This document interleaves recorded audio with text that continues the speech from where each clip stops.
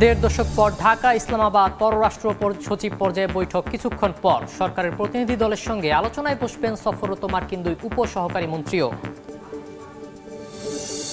জাতীয় ঐকমত্য কমিশনের সঙ্গে বিএনপির বৈঠক আজ। ব্যারিস্টার জমির উদ্দিন সরকারের নেতৃত্বে যোগ দেবেন ৫ সদস্যের প্রতিনিধি দল।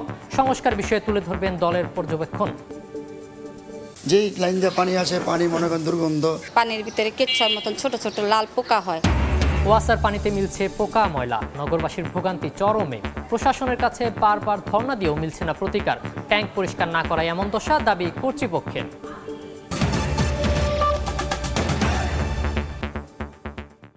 সময় সংবাদের সঙ্গে আছি আমি সাখাওয়াত হোসেন শাহ। ১৫ বছর পর বাংলাদেশ পাকিস্তান পররাষ্ট্র সচিব পর্যায়ে বৈঠক আজ। এতে অংশ নিতে গতকাল ঢাকায় এসেছেন দেশটির পররাষ্ট্র সচিব আমনা বালুচ। রাষ্ট্রীয় অতিথি ভবন পদ্মায় বৈঠকে পররাষ্ট্র সচিব মোহাম্মদ জসিম-উদ্দিন বাংলাদেশ এবং আমনা বালুচ পাকিস্তানের নেতৃত্ব দেবেন। পররাষ্ট্র মন্ত্রণালয় সূত্রে জানা গেছে, বৈঠকে দুদেশের সম্পর্কের নানা বিষয়সহ ঐতিহাসিক অনিষ্পন্ন বিষয় নিয়ে আলোচনা হবে। সর্বশেষ ২০১০ সালে বাংলাদেশ পাকিস্তানের পররাষ্ট্র সচিব পর্যায়ে বৈঠক হয়েছিল। এদিকে পাকিস্তানের উপপ্রধানমন্ত্রী এবং পররাষ্ট্রমন্ত্রী ইসহাক দার চলতি মাসের শেষের দিকে ঢাকা সফর করবেন বলে জানা গেছে। ২০১২ সালের পর বাংলাদেশে এটি হবে কোনো পাকিস্তানি পররাষ্ট্রমন্ত্রীর প্রথম সফর। এদিকে ঢাকা সফররত যুক্তরাষ্ট্রের দুই উপসহকারী পররাষ্ট্রমন্ত্রী আজ সরকারের উচ্চ পর্যায়ের প্রতিনিধিদের সঙ্গে বৈঠকে বসবেন। পররাষ্ট্র উপদেষ্টা তৌহিদ হোসেন এবং প্রধান উপদেষ্টা ডক্টর মোহাম্মদ ইউনূসের সঙ্গে বৈঠকের কথা রয়েছে তাদের। এর আগে বুধবার বিভিন্ন রাজনৈতিক দলের সঙ্গে বৈঠক করেন তারা। মার্কিন দুই উপসহকারী পররাষ্ট্রমন্ত্রীর সফর ঢাকার সামনে শুল্ক ইস্যুর সুরাহা ও দ্বিপক্ষীয় সম্পর্ক উন্নয়নের সুযোগ হিসেবে দেখছেন বিশ্লেষকরা। জুলাই গণঅভ্যুত্থানের পর প্রথম ঢাকা সফরে দক্ষিণ ও মধ্য এশীয় বিষয়ক উপসহকারী মার্কিন পররাষ্ট্রমন্ত্রী নিকোল চুলিক, পূর্ব এশিয়া ও প্রশান্ত মহাসাগরীয় অঞ্চল বিষয়ক উপসহকারী পররাষ্ট্রমন্ত্রী এন্ড্রু হেরাপ এবং তার সফর সঙ্গে মিয়ানমারে নিযুক্ত ভারপ্রাপ্ত মার্কিন রাষ্ট্রদূত সুসান স্টিভেনসন। জাতীয় ঐকমত্য কমিশনের সঙ্গে বিএনপির বৈঠক আজ সকাল 10:30টার দিকে জাতীয় সংসদ ভবনের এলডি হলে জাতীয় ঐকমত্য কমিশনের অস্থায়ী কার্যালয়ে এই বৈঠক শুরু হবে। বিএনপির স্থায়ী কমিটির সদস্য ব্যারিস্টার জমির উদ্দিন সরকারের নেতৃত্বে ৫ সদস্যের প্রতিনিধি দল বৈঠকে অংশ নেবেন। দলটির মিডিয়া সেলের পক্ষ থেকে জানানো হয়, সংবিধান, নির্বাচন ব্যবস্থা, জনপ্রশাসন, পুলিশ, দুর্নীতি দমন কমিশন ও বিচার বিভাগ সংস্কারের বিষয়ে বিএনপি সুনির্দিষ্ট মতামত দিয়েছে। ঐকমত্য কমিশনের সঙ্গে বৈঠকে সংস্কার বিষয়ে দলের পর্যবেক্ষণ তুলে ধরা হবে। প্রতিনিধি দলের বাকি সদস্যরা হলেন বিএনপির স্থায়ী কমিটির সদস্য নজরুল ইসলাম খান, সালাউদ্দিন আহমেদ, বিএনপি চেয়ারপারসনের উপদেষ্টা ইসমাইল জবিউল্লাহ এবং সুপ্রিম কোর্ট আইনজীবী সমিতির সাবেক সাধারণ সম্পাদক ব্যারিস্টার রুহুল কুদ্দুস কাজল।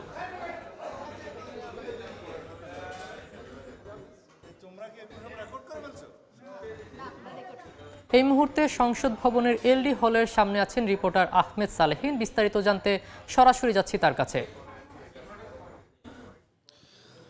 আপনারা জানেন যে আজকে সংসদ ভবনের এলডি হলে যে জাতীয় ঐকমত্য কমিশন যে বসেছে, সেখানে আজকে বিএনপির একটি প্রতিনিধি দল আজকে এখানে আসবেন, যিনি ব্যারিস্টার জমির উদ্দিন সরকার বিএনপির স্থায়ী কমিটির সদস্য। তার নেতৃত্বে 5 সদস্যের একটি প্রতিনিধি দল বিএনপির তারা ঐকমত্য কমিশনে বৈঠক করবে। আপনারা জানেন যে এর আগে গত 23শে মার্চ কিন্তু বিএনপি এই ঐকমত্য কমিশনের সঙ্গে বৈঠক করেছিলেন এবং সেখানে তাদের মতামত, অর্থাৎ তারা যেই প্রস্তাবনা তারা পেয়েছিলেন এবং তাদের যে ঐকমত হওয়ার যে বিষয়টি, তারা যে একমত হয়েছেন কোনো কিছু বিষয় যে পর্যবেক্ষণ দিয়েছে সেসব বিষয় কিন্তু পাঠিয়েছিলেন এবং তারপরেই তারা বৈঠকে বসেছিলেন।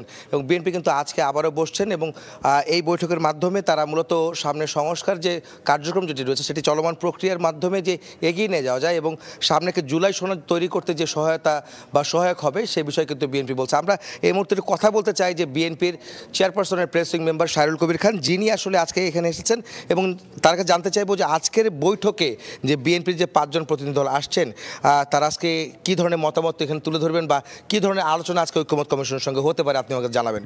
আসসালামু আলাইকুম।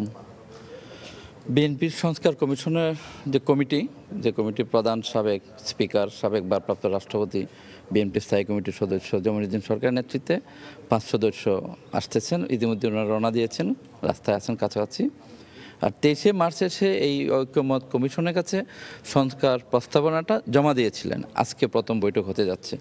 বৈঠকে কি আলোচনা হবে এটা তো কমিশন এবং আমাদের সংস্কার কমিশনের সদস্যরা বলতে পারবেন, যে তারা যে সংস্কার চেয়েছেন। আর বিএনপি তো সংস্কার প্রস্তাবনা তো অনেক আগে দিয়েছেন, ম্যাডাম খালেদা দিয়েছেন, ভারপ্রাপ্ত চেয়ারম্যান তারেক রহমান দিয়েছেন এবং দলের পক্ষ থেকে সংস্কার প্রস্তাবনা দিয়েছেন। ওই প্রস্তাবনাগুলো নিয়ে আলোচনা হবে, সিদ্ধান্ত তো তারা নেবেন। আপনি ধন্যবাদ হারিন ভাই।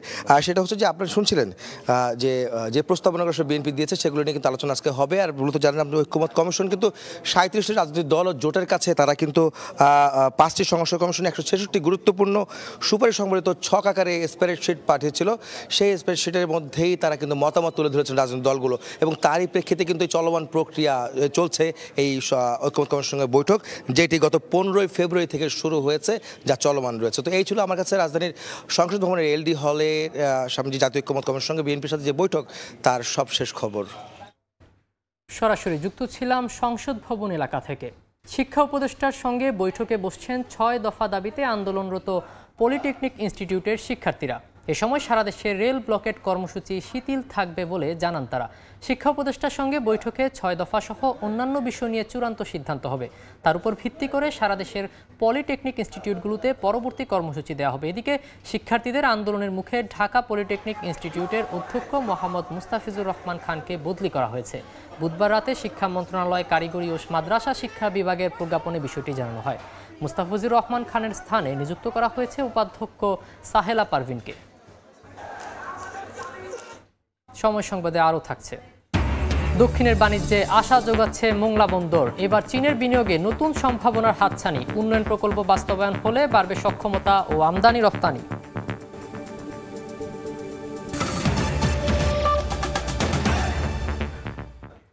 কুয়াশার পানি নিয়ে অন্ত নেই অভিযোগের। এবার রাজধানীর বিভিন্ন এলাকায় বাসাবাড়িতে পানিতে মিলছে পোকা ও ময়লা। পোকার রং কোথাও লালচে, কোথাও কালো। পানি দুর্গন্ধ হওয়ায় পান তো দূরের কথা, দৈনন্দিন কাজ সারতেই চরম ভোগান্তিতে নগরবাসী। তাদের অভিযোগ, কর্তৃপক্ষের কাছে অভিযোগ করেও প্রতিকার মিলছে না। দুর্গন্ধ স্বীকার করলেও পোকা ময়লার দায় নিয়ে ঢাকা ওয়াসার দাবি, পানি সংরক্ষণাগার ও বাসার ছাদের ট্যাঙ্ক পরিষ্কার না করায় এমন দশা। বিস্তারিত জানাচ্ছেন শফিকুজ্জামান রুবেল। পানি দৈনন্দিন জীবনে অপরিহার্য উপাদান। নগর জীবনে দূষিত পানির ছড়াছড়ির মাঝে ব্যবহারযোগ্য পানি যদি হয় এমন দশা, তাহলে জীবন কতটা দুর্বিষহ তা হাড়ে হাড়ে টের পাচ্ছেন রাজধানীর খিলগাঁওয়ের তিলপাপাড়ার বাসিন্দারা।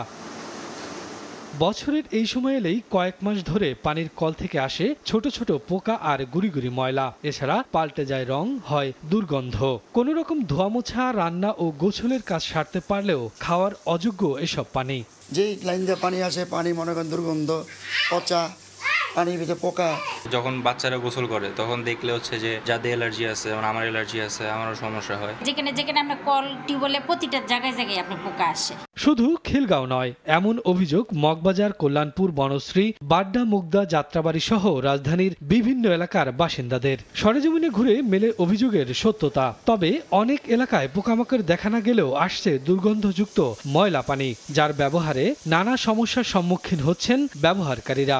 লাল রঙের পোকা ছোট ছোট, এটা আসলে ব্যবহার করা অযোগ্য। পানির ভিতরে কেচ্ছার মতন ছোট ছোট লাল পোকা হয়। এ বিষয়ে পানি সরবরাহ ও পয়ঃনিষ্কাশন কর্তৃপক্ষ ওয়াসার এই কর্মকর্তা দুর্গন্ধের বিষয়টি স্বীকার করলেও পোকামাকড়ের জন্য দায়ী করছেন বাড়ির সংরক্ষণাগার ও বাসার ছাদের ট্যাঙ্কের অপরিচ্ছন্নতাকে। ঢাকা ওয়াসা তো নেভার স্লিপস, ঘুমায় না। কেন আপনি দেখেন রাতভর গাড়িতেই পানি দেয়। আমাদের রিজার্ভারে পড়ার আগে আমাদের লাইনের পানিটা টেস্ট করে দেখে, সেখানে কিন্তু আমরা কোনো পোকা পাই না।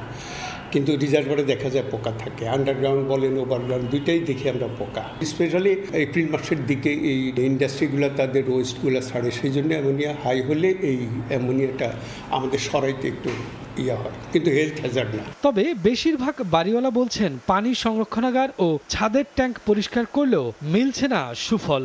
আমরা মনে করতাম যে আমাদের ট্যাঙ্কিতে মনে হয় পোকা হয়, পরিষ্কার করি না। এখন পরিষ্কার করার পরেও পানি ছাড়লেও পোকা আসে। নালি পানি ময়লা, কিন্তু টাঙ্কি দিলে তো সুন্দর হয়, টাকা সাফ করি না, পানিটা আসে ময়লা পানি, ছাড়লে পানি ময়লা, গোলা পানি আসে। এই অবস্থায় সংশ্লিষ্টদের দায়সারা বক্তব্য না দিয়ে কার্যকর সমাধানের পথ খোঁজার আহ্বান নগরবাসীর। শফিকুজ্জামান রুবেল, সময় সংবাদ, ঢাকা।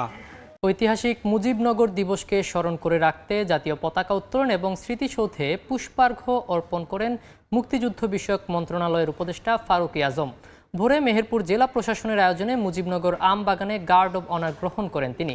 এ সময় তিনি জানান 1971 সালের 17 এপ্রিল এই আম বাগানে ঐতিহাসিক যে সরকার শপথ গ্রহণ করেছিল তা আমাদের জন্য বীরত্ব গাথা অধ্যায়।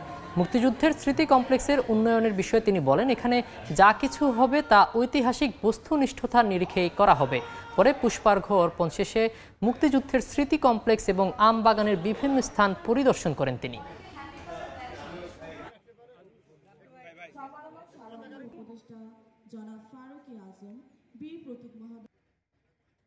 আমরা মনে করি যে জাতির ইতিহাস কোনো কিছু আরোপণ ছাড়া যেন আমরা সবাই মিলে যেন সম্মিলিতভাবে উদযাপন করতে পারি। এটা আমাদের মুক্তিযুদ্ধকে সুসংগঠিত করেছে, মুক্তিযুদ্ধকে পরিচালিত করেছে এবং আন্তর্জাতিক বিশ্বের সাথেও সংযোগ স্থাপন করেছে। কি পর্যায়ে ক্ষতিগ্রস্ত হয়েছে নিশ্চয়ই এটা পুনর্নির্মাণ হবে, কারণ জাতির ইতিহাস তো অমোচনীয় থাকা উচিত।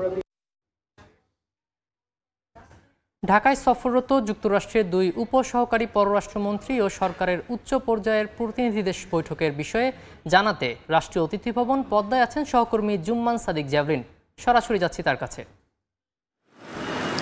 2012 সালের পর প্রথমবারের মতো পাকিস্তানের যে সচিব পর্যায়ের যে সফর সেটি প্রথমবারের মতো হয়েছে। গতকালকে পাকিস্তানের যিনি পররাষ্ট্র সচিব আমনা বালুচ তিনি বাংলাদেশে এসে পৌঁছেছেন, তবে গতকালকে কিন্তু তিনি আনুষ্ঠানিকভাবে দ্বিপাক্ষিক কোনো বৈঠকে সেটি ছিল না। গতকালকে শুধুমাত্র তাদের পাকিস্তান হাই কমিশন যেটি বাংলাদেশে সেখানকার নিজস্ব কিছু বৈঠক তারা সেরেছেন।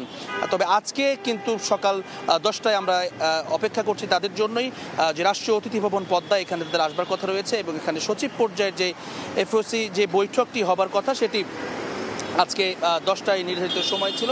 হয়তো কিছুক্ষণের মধ্যে সেটি আমরা সে বিষয়ে জানতে পারবো এবং তারা চলে আসবেন। তবে যেটি ধারণা করা হচ্ছে প্রায় দীর্ঘ 15 বছরের পরে এই যে দুটি দেশের মধ্যে যে সম্পর্কের বরফ সেটি গোলবার একটা সূচনা কিন্তু লক্ষ্য করা যাচ্ছে। বিশেষ করে পাকিস্তানে নিযুক্ত বাংলাদেশের যিনি হাইকমিশনার রয়েছেন তিনিও এই সফরটির কারণে এখানে অবস্থান করছেন বর্তমানে, এবং তিনি যেটি বলছিলেন আসলে দু দেশের মধ্যকার বাণিজ্যিক যে সম্পর্ক সেটিকে সুদৃঢ় করবার লক্ষ্যেই মূলত এই যে সফর সেটি গুরুত্বপূর্ণ ভূমিকা রাখতে পারে। একই সঙ্গে দু দেশের সরাসরি বিমান যোগাযোগ সহ ঐতিহাসিক বিভিন্ন অমীমাংসিত যেই বিষয়গুলো রয়েছে সেগুলো নিয়েও কিন্তু আলোচনা হবে বলে তারা আমাদেরকে নিশ্চিত করেছেন। তবে নির্দিষ্ট কোনো এজেন্ডা সেটি কিন্তু করা হয়নি এখনও, কেননা দীর্ঘ সময়ের পরে আসলে দু দেশের যে বৈঠক সচিব পর্যায়ে সেটি হবে। সুতরাং বিশদ আলোচনায় হবে বিভিন্ন বিষয়ে, এখানে আসলে ক্ষুদ্র কোনো গণ্ডি থাকবে না, নানামুখী বিষয় নিয়ে কিন্তু আলোচনা হবে দুই রাষ্ট্রের মধ্যে, এটি আশা করা যাচ্ছে। এবং একই সঙ্গে এই রাষ্ট্রীয় অতিথি ভবন পদ্মার পরে কিন্তু পররাষ্ট্র মন্ত্রণালয়েও তাদের যাবার কথা রয়েছে, সেখানে পররাষ্ট্র উপদেষ্টার সঙ্গে তাদের সাক্ষাতের কথা রয়েছে, একই সঙ্গে প্রধান উপদেষ্টার সঙ্গেও তাদের দেখা করবার কথা রয়েছে। এছাড়াও কিন্তু আমরা জানি যে মার্কিন উপসহকারী পররাষ্ট্রমন্ত্রী দুজন তারাও কিন্তু এখন এই মুহূর্তে ঢাকায় আছেন। গতকালকে রাজনৈতিক বিভিন্ন দলের সঙ্গে তারা বৈঠক করেছেন, আজকে কিন্তু রাষ্ট্রীয় পর্যায়ের যেই বৈঠকগুলো সেগুলো করবার কথা রয়েছে, সেই খবরগুলো আপনাদেরকে জানিয়ে দেব। তো এই ছিল এখনো পর্যন্ত আমার কাছে রাষ্ট্রীয় অতিথি ভবন পদ্মা থেকে পাকিস্তান পররাষ্ট্র সচিবের আগমনের সবশেষ খবর। রাষ্ট্রীয় অতিথি ভবন পদ্মা থেকে সরাসরি যুক্ত ছিলেন সহকর্মী জুম্মান সাদিক জাভরিন। খুলনা বিশ্ববিদ্যালয়ে স্নাতক প্রথম বর্ষের ভর্তি পরীক্ষা শুরু হয়েছে। এই মুহূর্তে বিশ্ববিদ্যালয়ে আছেন রিপোর্টার বেল্লাল হোসেন সজল। বিস্তারিত জানতে আমরা সরাসরি যাচ্ছি তার কাছে। 97 জন যে শিক্ষার্থী তারাই কিন্তু লড়াই করছে খুলনা বিশ্ববিদ্যালয়ের 2024-25 যে শিক্ষাবর্ষ, সেই শিক্ষাবর্ষের প্রথম বর্ষের ভর্তি পরীক্ষা শুরু হচ্ছে আজ থেকে। এবং খুলনা বিশ্ববিদ্যালয়ে এবারই প্রথম খুলনা বিশ্ববিদ্যালয়ের পাশাপাশি ঢাকা এবং রাজশাহীতে কিন্তু এই পরীক্ষায় যে আসন সেটি কিন্তু বসছে। 1109টি আসনের বিপরীতে প্রায় 1,08,000 শিক্ষার্থী ভর্তি ইচ্ছুক যারা রয়েছেন তারাই কিন্তু লড়বেন। এবং আমরা দেখতে পাচ্ছি যে পরীক্ষাকে কেন্দ্র করে শুধুমাত্র যে খুলনা বিশ্ববিদ্যালয়ের খুলনার যে পার্শ্ববর্তী কয়েকটি স্কুলের কেন্দ্রে কিন্তু স্কুল কলেজের কেন্দ্রে মোট আরো 5টি কেন্দ্রে কিন্তু খুলনা বিশ্ববিদ্যালয়ে যে ভর্তি পরীক্ষা সেটি কিন্তু অনুষ্ঠিত হচ্ছে। এছাড়া যদি বলা যায় যে খুলনা বিশ্ববিদ্যালয়ের যে পরীক্ষা নিজস্ব সেইখান থেকে কিন্তু খুলনা বিশ্ববিদ্যালয় বেরিয়ে আসছে এবং এছাড়া যে বলা যায় যে খুলনা বিশ্ববিদ্যালয়ের যে এই পরীক্ষাটি এবারই কিন্তু যে প্রথম অন্যান্য যে ঢাকা বিশ্ববিদ্যালয় এছাড়া বুয়েট পাশাপাশি যে রুয়েটে কিন্তু পরীক্ষাটি অনুষ্ঠিত হবে। আজকে 10:30টায় কিন্তু যে খুলনা বিশ্ববিদ্যালয়ের যে সি ইউনিটের পরীক্ষা সেটি কিন্তু অনুষ্ঠিত হবে, 10:30টা থেকে শুরু হবে। এরপরে কিন্তু বিকেলে রয়েছে ডি ইউনিটের পরীক্ষা, এছাড়া আগামীকাল সকালেও কিন্তু বি ইউনিটের পরীক্ষা এবং বিকেলে রয়েছে এ ইউনিটের পরীক্ষা। সব মিলিয়ে কিন্তু বলা যায় যে খুলনা বিশ্ববিদ্যালয়ে যে ভর্তি ইচ্ছুক পরীক্ষার্থী দিনে প্রশাসনের পক্ষ থেকে কিন্তু কঠোর নিরাপত্তার ব্যবস্থা নেওয়া হচ্ছে। সব মিলিয়ে সুষ্ঠুভাবে এবারে ভর্তি পরীক্ষাটি অনুষ্ঠিত হবে বলে কিন্তু তারা আশা ব্যক্ত করছেন। এই ছিল আমার কাছে খুলনা বিশ্ববিদ্যালয় থেকে যে ভর্তি পরীক্ষার্থীদের সর্বশেষ সংবাদ। সরাসরি যুক্ত ছিলাম খুলনা বিশ্ববিদ্যালয় থেকে। চীনের ঋণ সহায়তায় মোংলা বন্দরের উন্নয়নে নতুন প্রকল্প হাতে নেওয়া হয়েছে। মোংলা বন্দরের সুবিধাদের সম্প্রসারণ ও উন্নয়ন শীর্ষক প্রকল্পের অধীনে এরই মধ্যে G2G ভিত্তিক চুক্তি সম্পন্ন হয়েছে। নানা সীমাবদ্ধতা থাকা বন্দরটিতে এসব প্রকল্প ঘিরে নতুন অর্থনৈতিক সম্ভাবনা তৈরি হয়েছে। হাসান মাহমুদকে সঙ্গে নিয়ে আব্দুল্লাহ আল মামুন রুবেলের প্রতিবেদন। ছবি তুলেছেন নেয়ামুল হোসেন কোচি। রাজধানীর সঙ্গে সহজ যোগাযোগ মাধ্যমের কারণে গত 2 বছরের বেশি সময় ধরে মোংলা বন্দর ঘিরে আগ্রহ বাড়ছে আমদানি রফতানিকারক ব্যবসায়ীদের। তবে জেটি সংকট, নদীর গভীরতা কম থাকা, আধুনিক অবকাঠামোর অভাব সহ রয়েছে নানা সীমাবদ্ধতা। বড় আকারে জাহাজ না আনতে পারি, বেশি মাল আনতে না পারলে আমাদের কস্টিং এফেক্টিভ হবে না, কস্ট এফেক্টিভ না হলে কেউ এদিকে ইন্টারেস্টেড হবে না। এসব সীমাবদ্ধতা বিবেচনায় নিয়ে এবার বন্দরের উন্নয়নে বড় ধরনের প্রকল্প হাতে নিয়েছে কর্তৃপক্ষ। মোংলা বন্দরের সুবিধাদির সম্প্রসারণ ও আধুনিকায়ন শীর্ষক 4,068 কোটি টাকা ব্যয়ের এই প্রকল্প বাস্তবায়ন হতে যাচ্ছে, যার মধ্যে 3,592 কোটি টাকা ঋণ সহায়তা দেবে চীন। বাকি টাকা পাওয়া যাবে সরকারি বরাদ্দে। চায়না সিভিল ইঞ্জিনিয়ারিং কনস্ট্রাকশন কর্পোরেশনের সঙ্গে চুক্তি স্বাক্ষর হয় গত 25 মার্চ। 2028 সালে প্রকল্পটির মেয়াদ শেষ হওয়ার কথা রয়েছে। 2টি জেটি নির্মাণ করব এই প্রকল্পের আওতায়, কন্টেনার ইয়ার্ড নির্মাণ করব এবং কন্টেনার ডেলিভারি ইয়ার্ড নির্মাণ করব, আইসিটি ফ্যাসিলিটিস গুলো ডেভেলপ করব যাতে বন্দরের অটোমেশন হয়। এসব প্রকল্প বাস্তবায়ন হলে বন্দরের সক্ষমতা ও আমদানি রফতানি বৃদ্ধি পাবে বলে আশা ব্যবসায়ীদের। আর চীনের এ বিনিয়োগকে দুই দেশের মধ্যে অর্থনৈতিক ও বাণিজ্যিক সম্পর্ক নতুন উচ্চতায় নিয়ে যাবে মত অর্থনীতিবিদদের। জাতীয় স্বার্থ এবং সর্বোপরি আমাদের কিছু ব্যবসায়ীদের স্বার্থ রক্ষা পায়, তাহলে এই মোংলা বন্দর আরও বেশি উন্নতি সাধন হবে, ব্যবসায়ীরা আগ্রহী হবে, সুযোগ বাড়বে, যত অপশন বাড়বে, আমাদের যত ডোনার আমাদের প্রতি সহায়তা বাড়িয়ে দিবে, তো এটা আমাদের জন্য ভালো। দাতা সদস্য আমাদের দিকে বিনিয়োগের হাত বাড়িয়ে দেয়, এটা নিঃসন্দেহে ভালো। সুন্দরবনের কোল ঘেঁষে পশুর নদীর পূর্ব তীরে 1950 সালে মোংলা বন্দর প্রতিষ্ঠিত হয়। বর্তমানে বন্দরের 5টি জেটিতে 22টি নোঙর পয়েন্টে একসঙ্গে 47টি জাহাজ ভিড়তে পারে। শুধু নতুন এই প্রকল্প নয়, 6,000 কোটি টাকা ব্যয়ে upgradation of Mongla port, inner bar dredging, অসম্পূর্ণ 2টি জেটি নির্মাণ সহ অন্তত 8টি প্রকল্প চলমান আছে মোংলা বন্দরে। যেসব প্রকল্প ঘিরে নতুন করে অর্থনৈতিক সম্ভাবনা দেখা দিয়েছে এ অঞ্চলে, যে সম্ভাবনা কাজে লাগিয়ে আগামী দিনে সফল উপ আঞ্চলিক সমুদ্র বন্দর হয়ে ওঠাই সংশ্লিষ্টদের লক্ষ্য। আব্দুল্লাহ আল মামুন রুবেল, সময় সংবাদ, মোংলা। অগ্নিঝুঁকি এড়ানোর পাশাপাশি নিরাপত্তা নিশ্চিতে আমদানি করা কেমিক্যাল এবং ডেঞ্জারাস কার্গোর ক্ষেত্রে কঠোর অবস্থানে যাচ্ছে চট্টগ্রাম বন্দর কর্তৃপক্ষ। বিপজ্জনক সব ধরনের পণ্য যেমন জাহাজ থেকে নামানোর সঙ্গে সঙ্গে ডেলিভারি নিতে হবে, তেমনি ট্যারিফও বাড়ানো হচ্ছে। বর্তমানে চট্টগ্রাম বন্দরে 500 মেট্রিক টন কেমিক্যাল এবং বিপজ্জনক পণ্যবাহী 300 কন্টেইনারের অবস্থান রয়েছে। সাখাওয়াত টিপুর ক্যামেরায় বিস্তারিত জানাচ্ছেন কমল দে। চট্টগ্রাম বন্দরে শুধুমাত্র পিসেরেই 400 মেট্রিক টন ওজনের 1006 প্যাকেজ কেমিক্যাল ও বিপজ্জনক মালামাল রয়েছে বলে উল্লেখ করা হয়েছে বন্দরের এক চিঠিতে। এর মধ্যে দীর্ঘদিনের পুরাতন ও ধ্বংসযোগ্য কেমিক্যাল এবং ডেঞ্জারাস কার্গোর পরিমাণ 59 মেট্রিক টন ওজনের 196 প্যাকেজ। পরে থাকা এসব পণ্য নিলামের পাশাপাশি নতুনভাবে আমদানি করা ডেঞ্জারাস কার্গো দ্রুত ডেলিভারি করতে কঠোর অবস্থানে যাচ্ছে বন্দর কর্তৃপক্ষ। কার্গো ভেদে টাইম এমনভাবে সেট করা হয়েছে যাতে দ্রুত আপনার এখান থেকে বের হয়ে যায়, কোনো আইটেম আপনার এসে এখানে আননেসেসারি আপনার পড়ে থাকবে না। শুধুই যে পিসাইডে ডেঞ্জারাস কার্গো রয়েছে তা কিন্তু নয়, বন্দরে বিভিন্ন ইয়ার্ডে বিপজ্জনক পণ্য বোঝাই 286 টিওস কন্টেনার রয়েছে। এর মধ্যে জরাজীর্ণ অবস্থায় রয়েছে আরও অন্তত 40টি কন্টেনার। এমনকি দীর্ঘদিনের পুরাতন বেশ কিছু কন্টেনার ছিদ্র হয়ে কেমিক্যালও বাইরে ছড়িয়ে পড়ার শঙ্কা সৃষ্টি হয়েছে। এটা যখন ডেস্ট্রাকশন করেন, আমি কিন্তু না কনসার্নি থেকে যে আমার যে ড্যামারেজের টাকা সে টাকাও পাচ্ছি না, না কেউ আমাদেরকে কোনো টাকা দিচ্ছে না। আলটিমেটলি পুরোটাই আমাদের লস। এই অবস্থায় দুর্ঘটনার ঝুঁকি এড়াতে ডেঞ্জারাস কার্গো ট্যারিফ বাড়ানোর পরিকল্পনা নিয়েছে চট্টগ্রাম বন্দর কর্তৃপক্ষ। যেগুলা আমাদের এখানে ঝুঁকির কারণ হয়ে দাঁড়ায় সেগুলোর ক্ষেত্রে মানে যেই বৃদ্ধি আছে সেটার থেকে হয়তো 100 to 150% বেশি। তবে ডেঞ্জারাস কার্গোর ক্ষেত্রে কড়াকড়ি নিয়ে কিছুটা সংকটের মুখে পড়েছে মেইল লাইন অপারেটর প্রতিষ্ঠানগুলো। বিশেষ করে আমদানিকারকরা কেমিক্যাল কিংবা ডেঞ্জারাস কার্গো ছাড় করাতে বিলম্ব করলে মেইল লাইন অপারেটরদেরকে নানামুখী জটিলতায় পড়তে হচ্ছে বলে অভিযোগ উঠেছে। কনসার্নি কখন মালগুলো ক্লিয়ার করে নিয়ে যাবে এটা তার বিষয়, আমরা আমাদের দিক থেকে শুধুমাত্র তাদেরকে পুশ করে এক্সপিডাইট করার জন্য বলতে পারি। অবশ্য গত বছরের শেষ 2 মাসে 59 কন্টেনার বোঝাই কেমিক্যাল এবং বিপজ্জনক পণ্য ধ্বংস করেছে চট্টগ্রাম কাস্টম হাউস। এর মধ্যে 15 থেকে 20 বছরের পুরানো কেমিক্যালও ছিল।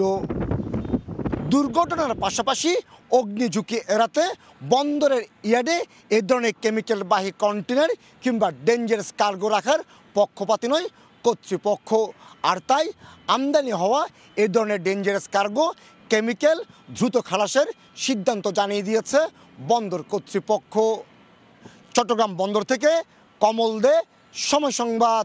এ পর্যায়ে শীর্ষ সংবাদগুলো জানিয়ে দিচ্ছি আরেকবার। 1.5 দশক পর ঢাকা ইসলামাবাদ পররাষ্ট্র সচিব পর্যায়ে বৈঠক। কিছুক্ষণ পর সরকারের প্রতিনিধি দলের সঙ্গে আলোচনায় বসবেন সফররত মার্কিন 2 উপ সহকারী মন্ত্রীও। জাতীয় ঐকমত্য কমিশনের সঙ্গে বিএনপির বৈঠক আজ। ব্যারিস্টার জমির উদ্দিন সরকারের নেতৃত্বে যোগ দিবেন 5 সদস্যের প্রতিনিধি দল। সংস্কার বিষয়ে তুলে ধরবেন দলের পর্যবেক্ষণ।